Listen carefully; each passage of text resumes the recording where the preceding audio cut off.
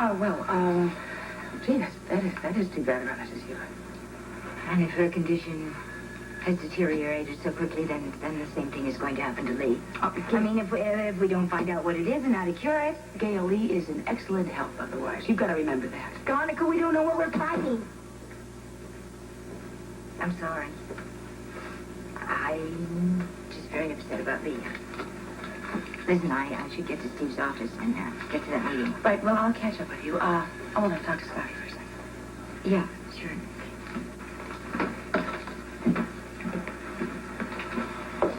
Scotty, can I talk to you alone, please? What's something wrong with her? Have you heard any word from Gina? No, but she promised me that she would have the test results back sometime this afternoon. In the meantime, I think you should go find Laura and talk to her. Wait, is there something wrong? Well, I have my own theory on why she's upset, but I don't want to say anything about it. It's just speculation. If she wants to tell you, she can. Thank you, Monica. I'm going to go see her right now. Okay, good luck with you. Scotty, what did Monica just say about me? Bobby, she didn't say anything about you. I thought I heard my name mentioned. Look, I'm going to find Laura. I'll see you.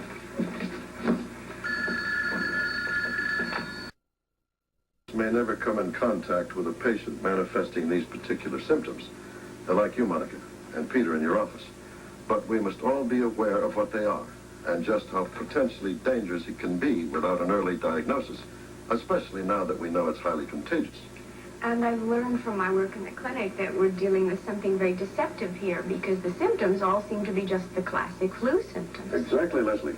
And all the antibiotics we've tried on Mrs. Hewitt and Lee Baldwin have failed up to this point. Steve, it's one thing to detect the symptoms early, but how do you go about treating the patients if we haven't made an accurate diagnosis yet? We're doing everything possible to isolate that quickly, Monica. Lester down in the lab is sending blood samples and throat cultures from patients who have complained of these symptoms to Dr. Lombard, who is head of the health department of the city.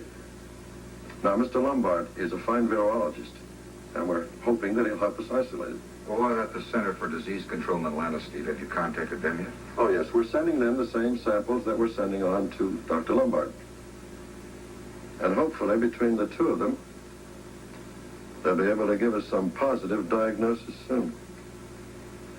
What I'm really hoping for is that Atlanta might have some case histories on file of this same virus, so they can send us their recommendation for treatment and medication immediately. Excuse me. Dr. Hardy here. Yes, Jeff. What? No, keep him there until I can examine him, too. I'll be right down. May I have your attention, please? That was Jeff Weber. Lester, our lab technician, has all the symptoms of the first stage of this virus. Or whatever it turns out to be. Obviously, we're dealing with something that's totally unknown to us. And right now, we're totally helpless as how to deal with it.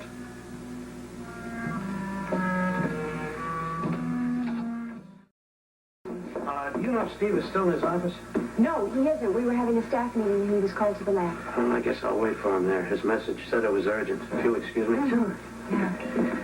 You know, Steve tried to hide it, but I could tell he's very concerned about this illness. Well, let's just hope that Dr. Lombard can isolate the organism so we will at least know what antibiotics to use to try and help Lee and Mrs. Hewitt. I'm sorry. That's right, Leslie. It's true. I mean, Steve and Jeff have done everything they can, but they are still working in the dark. But they're going to have the very best diagnostic minds in this country helping them, so think of that. Yeah, well, hang on to that thought. Okay, I got to get down to my office. If I'm going to call 15 people in for re-examinations tomorrow morning, I better start now. I'll be here all night. You certainly will. Look, Gail, Dr. Lombard and his staff have just started to work. You just have to hang on to the faith. I'm trying. It's just so awful to see Lee. I've been getting weaker every minute and to be so helpless about doing anything for him. If only could take him some good news about Scotty and his situation with Bobby. I mean, he has been worrying about that so much. That hasn't helped either.